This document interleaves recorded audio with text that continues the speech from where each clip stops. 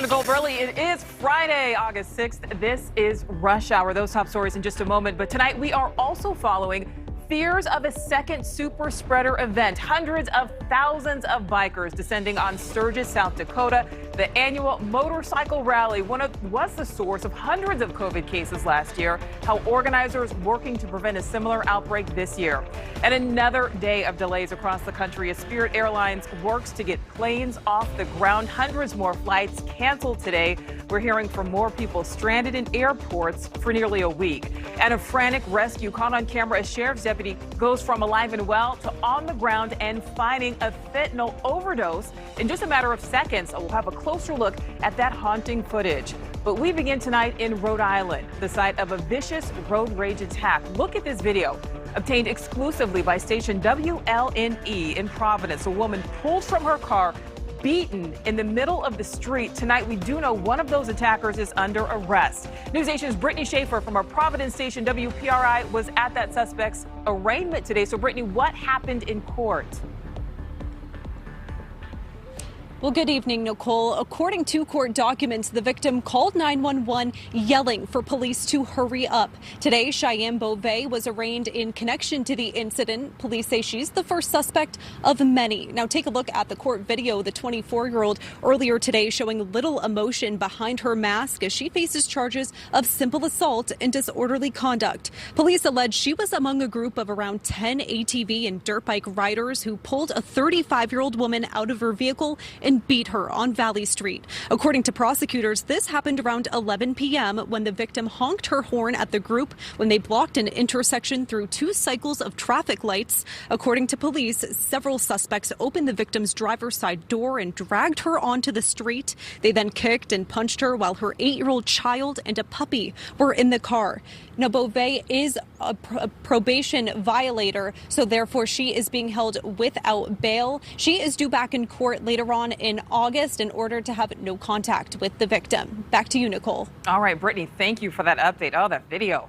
All right, we have 3 more stories to tell you about right now. Florida threatening to cut off funding to schools that implement mask mandates, while the White House considers pulling federal dollars. But first, Day 5 of the travel nightmare for Spirit and American Airlines passengers. Hundreds of flights grounded again, but the companies do say relief is coming. NewsNation's Olivia Steen from our station WFLA live at Tampa International Airport. So, Olivia, you're hearing some more horror stories from those stranded passengers. Well, Nicole, like you said, American and Spirit Airlines are both struggling. Spirit alone canceled hundreds of flights across the country today. And you gave the bigger picture, but this is how it's impacting real people. Lamaya Robinson told me she's already gone through 5 cancellations this week. She told me she wasn't able to get a full refund and she can't afford to buy another ticket on a different airline. Right now, she's stuck with Spirit and finding options for her. And it's really upsetting, and we really want, to get home. But we can't get home. We've been here for 8 days. We've been stuck here for 8 days. A Spirit rep told me that the complications are due to weather, computer problems, staffing shortages, and just the influx of travelers this summer. Well, Olivia, you're right. I mean, that's what it's all about, hearing from those real people impacted. All right, thank you for that update. All right, let's get you to D.C. now, where the Biden administration may change tactics as COVID cases climb. They've tried the carrot approach, so think vaccine lotteries and other incentives, but now they could be switching to the stick. NewsNation White House correspondent Allison Harris live for us tonight in D.C. So, Allison, what options are we talking about when we say the stick approach now? Yeah, I like that analogy, Nicole. Since President Biden took office, since he became president, he's talked about a whole of government approach. He's talked about a wartime effort to combat COVID. Now his approach is getting more forceful. He's considering withholding federal funds to institutions that do not require employees to get vaccinated. The president's spokeswoman today says that there are early conversations about this, mentioning nursing homes and long-term care facilities among the industries that are being talked about. The idea is that the administration could withhold things like Medicare money to those facilities if they do not vaccinate their workforce. Yes, there are early conversations, early discussions about a range of options. Those are all early stage. Now, the administration has said it is not going to do a federal vaccine mandate. The president has already announced a vaccine mandate for federal workers, including an intent to mandate vaccination of the military. But that paired with incentives like multi-million-dollar lotteries and $100 payouts to people who are getting vaccinated right now, that has not proven incentive enough to get tens of millions more Americans vaccinated. Right now, there are roughly 90 million Americans who remain unvaccinated. The CDC and doctors say they are spreading the more dangerous Delta variant, and the White House doesn't want to see that impede progress that we have seen today with the announcement of the new jobs report, which shows the U.S. economy added 943,000 jobs last month. Nichole? All right, yeah, withholding those federal dollars may be the incentive. All right, Allison, thank you. Well, at the federal level, President Biden threatening, of course, to withhold that funding from places that don't require vaccines. But at the state level, Florida Governor Ron DeSantis threatening to cut off funding to school districts that do impose those mask mandates. News Nation's Stacey DeSilva from our Tampa station, WFLA, joining us live now. So, of course, Stacey, this new measure, no surprise here, sparking some fierce debate. Doctors and public health leaders here in Polk County, Florida, are begging people to take COVID-19 seriously as cases near 1,000 every day here in Polk County. I spoke with a doctor who thinks mask mandates should be a must when school starts next week, but the superintendent says his hands are tied. Unlike some other counties in Florida, Polk County is not defying Governor Ron DeSantis' order banning schools from mandating masks. He threatened to pull state funding from any district that does so. Today, the Florida Board of Education announced parents and students are allowed to leave schools if they don't want to participate in a mask mandate using a voucher program. In Pinellas County, nearly 1,000 parents signed a petition asking for a school mask mandate. School starts in most school districts next week. Leadership in at least 4 other counties could take that risk and require masks at least for the start of school. Those policies, though, are still fluid. Back to you, Nichole. All right, Stacey, thank you. Well, look at this. Hundreds of thousands of bikers descending upon Sioux Falls, South Dakota, of course, for the start of the annual Sturgis Motorcycle Rally. The 10-day festival brings people from all over the world, and that makes it a big COVID concern for local health officials. News Nation's Sydney Thorson from our Sioux Falls station, KELO, is there. The 81st annual Sturgis Motorcycle Rally has officially begun after the opening ceremony took place right here on Main Street just this afternoon. You'll find bikes from all over the country here this week with events going on every day. And it's not just Sturgis. Hundreds of thousands of people will be riding out and about in the Black Hills at several different areas. After today, the rally continues until next Sunday, the 15th. Back to you, Nichole. All right, Sydney, thank you. Well, with the Delta variant spreading across the U.S., the big question, when will the FDA give full approval to those vaccines? Experts hoping approval will convince Americans hesitant to get the shot. Janelle Fort live for us tonight in Atlanta. So, Janelle, when can we finally expect the FDA sign-off? Well, Nichole, the FDA says their unofficial deadline is by Labor Day. The FDA has accelerated its process and its timetable for full approval of the Pfizer vaccine. And the agency says that it aims to complete the process and give the go-ahead by early next month. Moderna also filing for full approval, but the company says that it has not yet submitted all the necessary documents and data to move forward. And the FDA has said it recognizes that full approval might help with public confidence in the shots and might expire public confidence in the shot. Currently, none of these vaccines are FDA approved. They're operating and being distributed under what's known as an emergency use authorization. And a lot of people say that's why they don't feel comfortable yet rolling up their sleeves. In a study done by the Kaiser Family Foundation, they found that 3 out of every 10 unvaccinated Americans say that they would go ahead and get the shots if it had full approval. So today we spoke to a doctor who is on the FDA's vaccine advisory board and asked about overcoming this hurdle. I believe there are some people who will be motivated to say, okay, now there's full licensure. I feel that this, I feel safer taking the vaccine. You know, this is an emotional decision for people. People's motivations for taking or not taking the vaccine are complex. Now, normally it takes anywhere from 6 to 8 months for the FDA to review all the necessary data to upgrade an emergency use authorization to full approval. Usually that's hundreds of thousands of pages of documents. And now if the agency can expedite this process for the Pfizer vaccine, they'll have done so, Nichole, in just over 4 months. Wow. All right. Just over 4 months, possibly. All right. Janelle, thank you. Well, a big victory today for the Taliban as it sweeps across Afghanistan, capturing its first provincial capital, now controlling a substantial portion of the country. So take a look at this map. The area in red, that represents the ground the Taliban has gained as of today. It comes as the U.S. completes its final withdrawal from the country by the end of this month. Let's start now to News Nation's Washington, D.C. correspondent Joe Khalil. So, Joe, tell us what's the situation right now?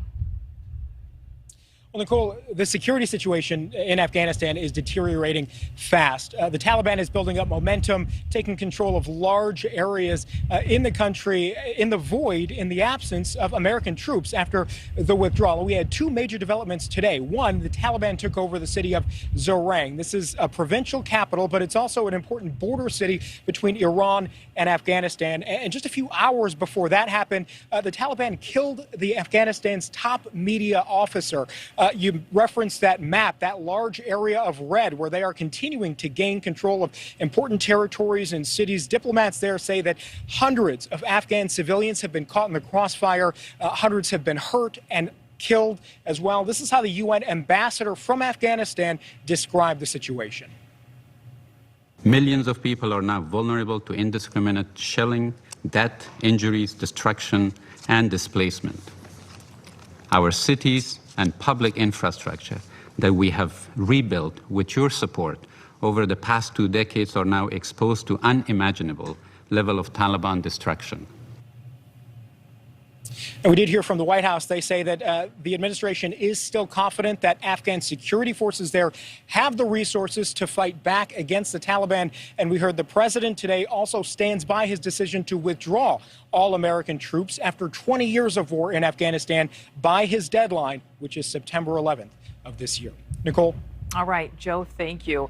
Well, as Joe just said, of course, 20 years in Afghanistan, 20 years next month, the 20th anniversary since the September 11th terrorist attacks. And tonight, thousands of 9/11 survivors, victims' families, and first responders telling President Biden not to attend this year's memorial events. News Nation correspondent Tom Negevin live for us tonight in New York. So, Tom, tell us, why are they asking the president to skip the events? Well, this is pretty remarkable in both respects, Nichole. Really, the fact that we're 2 decades away from 9/11, 2001, and that the President of the United States is being asked by nearly 1,800 family members and first responders to stay away from Shanksville, Pennsylvania, from Lower Manhattan here in New York, from the Pentagon. They say that's hallowed ground. They don't want him to participate unless they have some answers he promised them they would have back when he was candidate for President Joe Biden, that he would be more forthcoming in his administration when it came to some of the answers they were looking for. The families believe the answers they're seeking in classified documents point the finger at Saudi Arabia for being involved in the 9/11 attacks. And this is where we should point out a couple of things. One, that Saudi Arabia has steadfastly denied any involvement in the attacks on September 11th, in spite of the fact that 15 of the 19 hijackers were Saudi nationals. The 9/11 Commission found no evidence that the Kingdom of Saudi Arabia directly financed the operations of al-Qaeda. And we should also point out that 3 previous administrations, all 3 since 2001, have also restricted access to this information, citing national security concerns. Now, these families, these nearly 1,800 people, say that argument 2 decades later doesn't really hold up. Those national security concerns should no longer be concerns. What they're concerned about is getting the answers they are looking for when it comes to what happened on September 11th. They say those answers are known, they're out there. Their government needs to provide them to them. And this comes at an interesting time when on Capitol Hill, a group of lawmakers is calling for the 9/11, the September 11th Transparency Act. They say it's time for all Americans, these families especially, to have all the answers. The White House did address this today, saying that the president does want to be more forthcoming, meant what he wrote in that letter to these families, but that the final answers really have to come from the DOJ. The families, Nichole, call that a bit of a case of government passing the buck. Yeah, Tom, they want those answers, certainly deserve those answers. All right, Tom, thank you.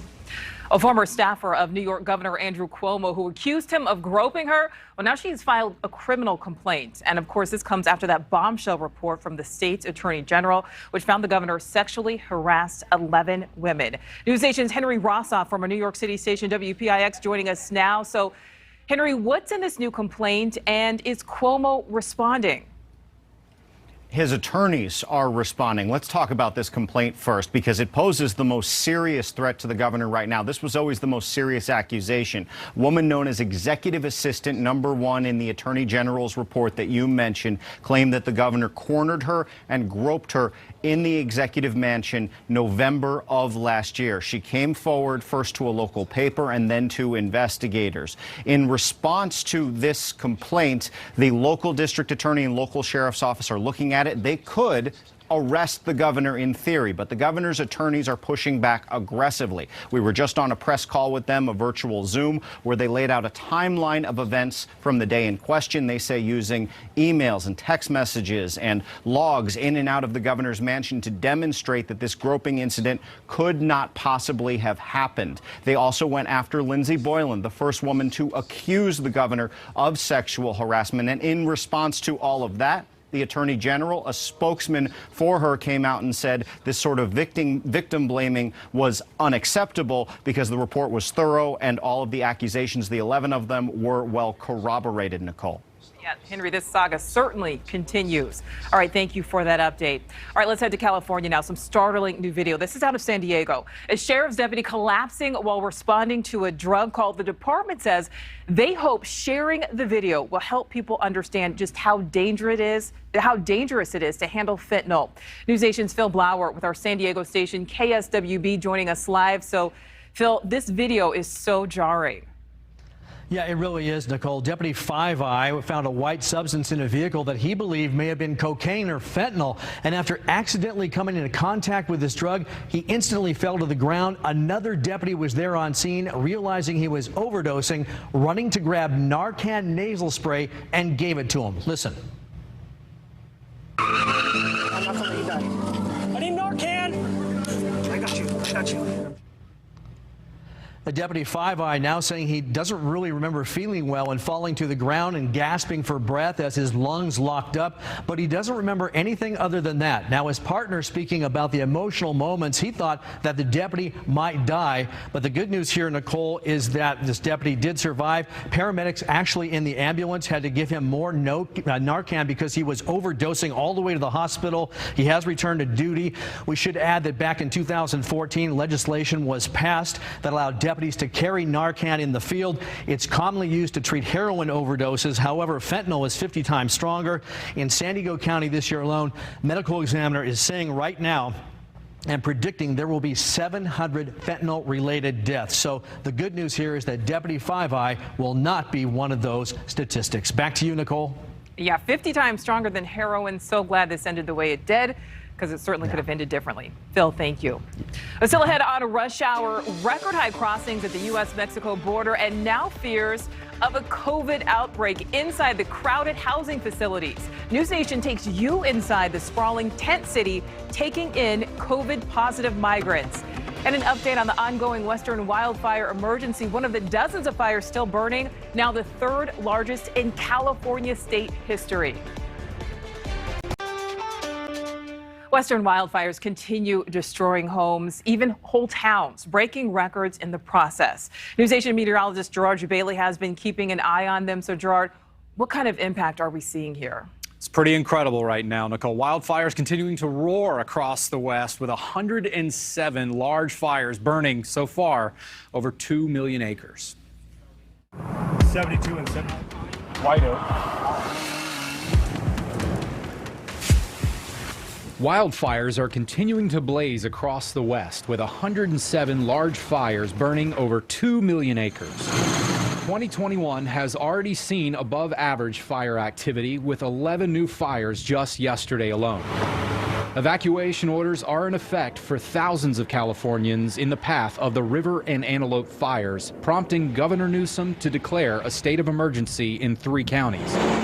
Sadly, many residents are finding their homes reduced to ashes. It was our dream house. It was our list of like what we wanted. Julie, she actually told me and said, I really don't want to have to tell you this over the phone, but it's gone. Everything is gone. We'll be fine. We have been through some stuff. Like now we can start moving forward and doing whatever's next for us. The Dixie Fire, which burned through Greenville, California this week, is now the 3rd largest in the state's history.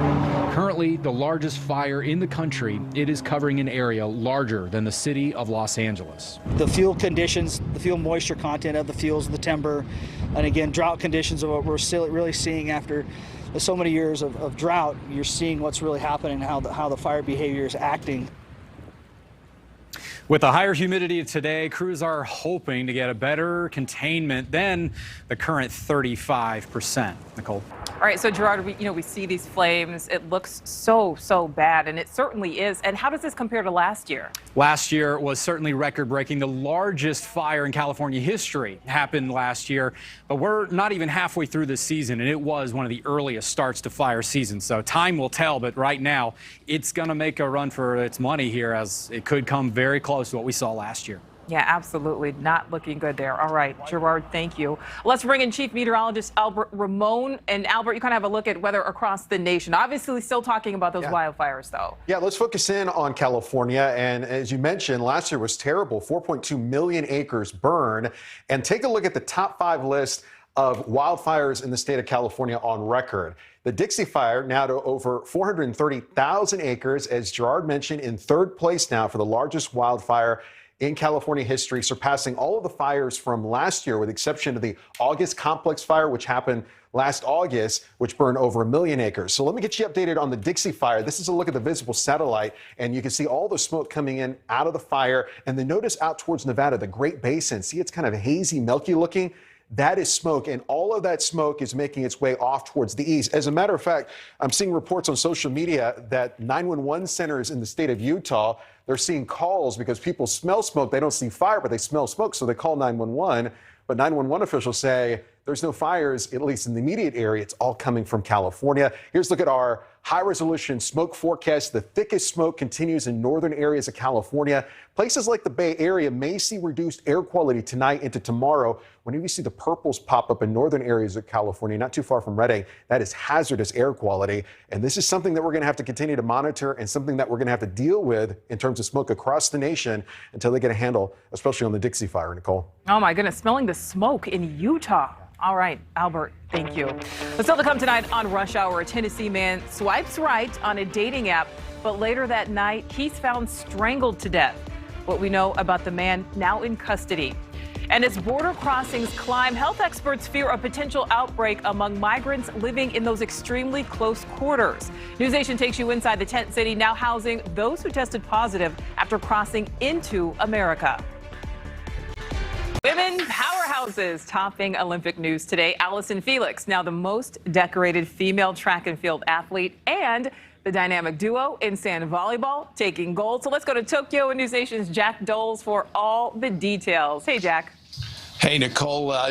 Allison Felix continues to amaze. In her 5th Olympics, she picks up her 10th medal, won the bronze in the 400 meters, and she ran a season best, 49.76. Bahamas wins the gold, but Allison Felix, 10th Olympic medal, continues to amaze, and she still has the 4x400 to go out here in Tokyo. She is awesome. All right, from Allison Felix, now let's talk about the dynamic duo. Alex Kleinman and April Ross win a gold medal in beach volleyball. Nichole, the temperature on the beach in that sand, 129 degrees. That's how hot it was out there. They had kept watering down the sand. They win in straight sets. Gold medal number 4 for Team USA in beach volleyball. Let's talk men now. Team USA basketball. So, Jack, are they going to win gold? Yeah, I think so, Nichole. When they played France in the opener here, it was the first time these guys all had been together. I talked to Rudy Gobert in the mix zone afterward, and Rudy said, the team we see later in this tournament, if we see them again, will be nothing like the one we played tonight. Well, they've been much better. They've gotten better each game. So Team USA against France, 11:20 a.m. in Tokyo. Gold medal on the line. That's right. You know what? Gold medal all the way. No doubts there. All right, Jack, this is our last time speaking with you. Great job for us in Tokyo. It's been great. Thank you, Nichole. Great working with you. Well, no surprise here, feeling homesick has been an issue for many of the athletes because they're competing on the big stage without family or friends in the stands. So, as you can imagine, welcoming the athletes as they come back home has been extra special. NewsNation's Aaron Nolan is here. So, Aaron, we're talking some emotional homecomings. Yeah, you can expect it from thousands of miles away to home in America, without a doubt. We're talking about high-profile athletes, even some of those unsung heroes of the games. The welcoming parties back to the States, well, they've been something special for Olympians.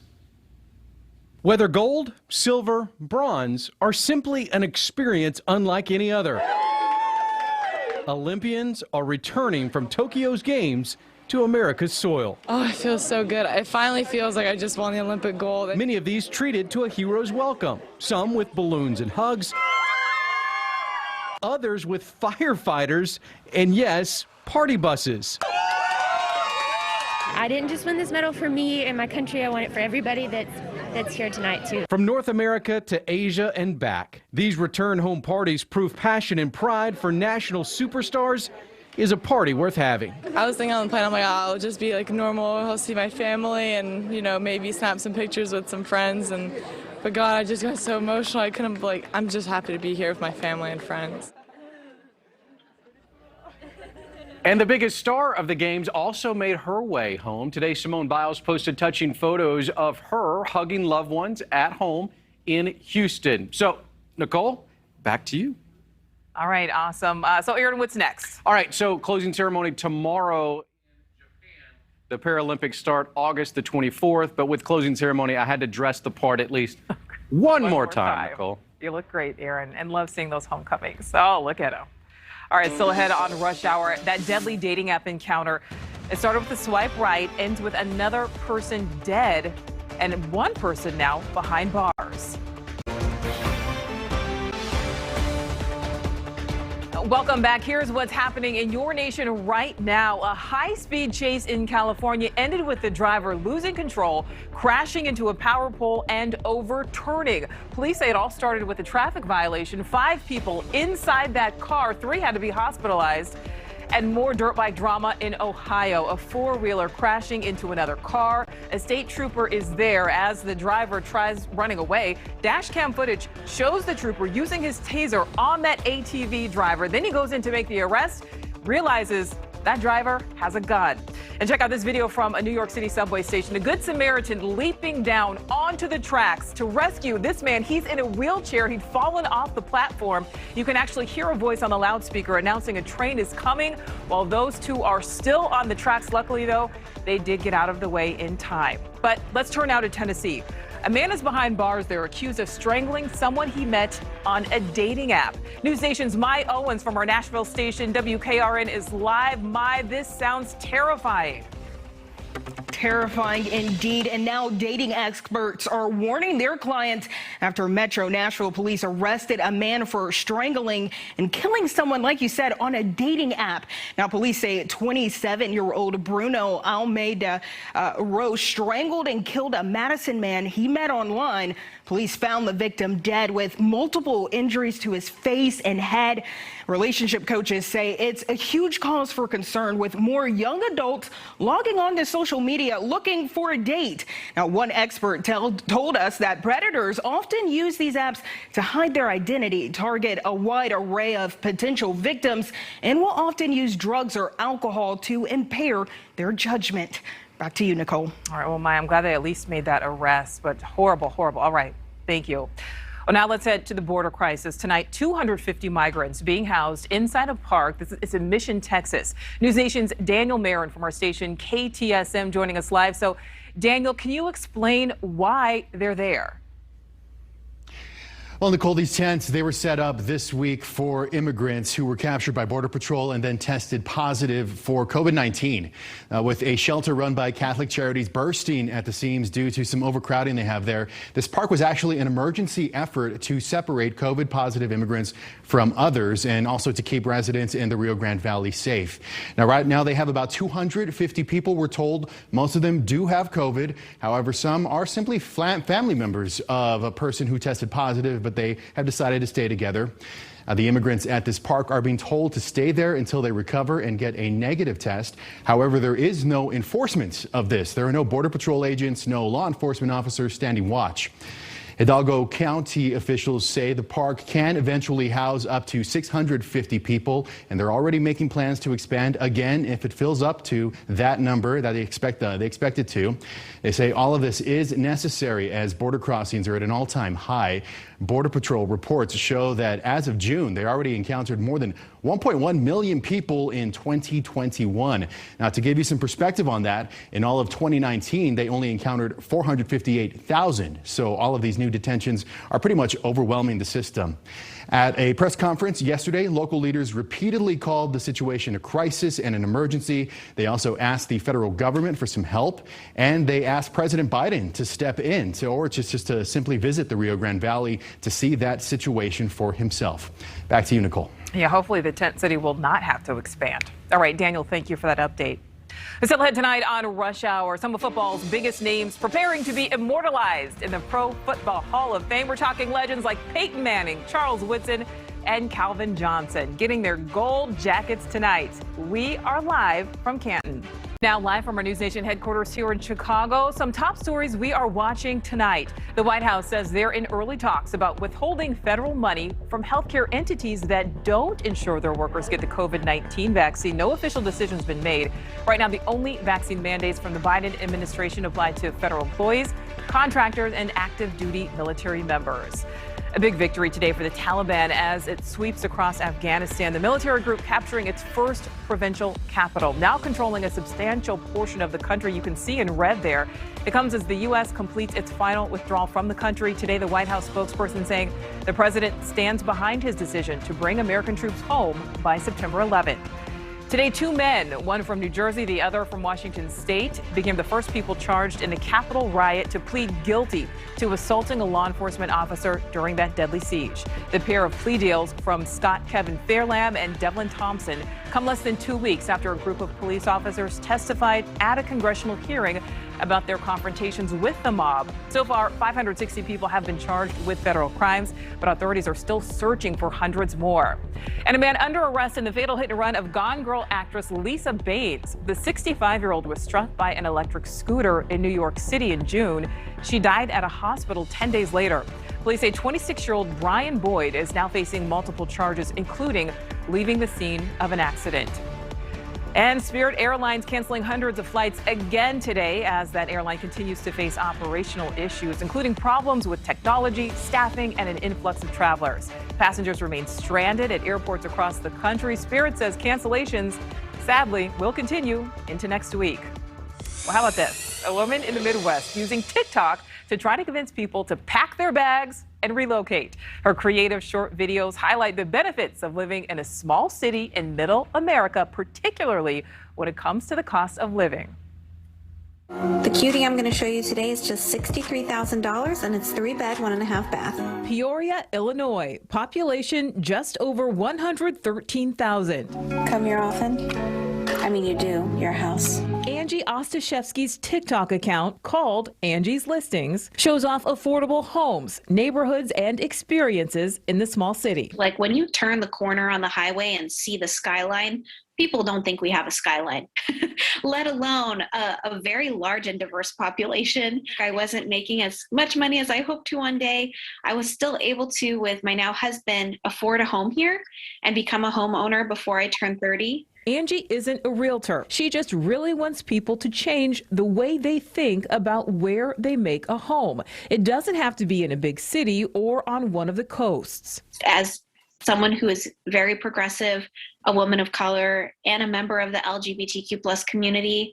I've heard from a lot of people that they related to my personal experience and that it made them more interested in a town where they normally wouldn't imagine someone like me in central Illinois. The videos seem to work. Mariela Mungia left the Seattle area and moved to Peoria after watching Angie's TikToks. One of the first videos that I saw of Angie was a house that was listed for like $58,000. And I just was like, what? Like, that's not possible. Mariela is one of 37 people Angie has recruited to Peoria. She advises anyone thinking about relocating to consider your values and what's really important to you and your family. Is there organizations that are working towards where I want to live?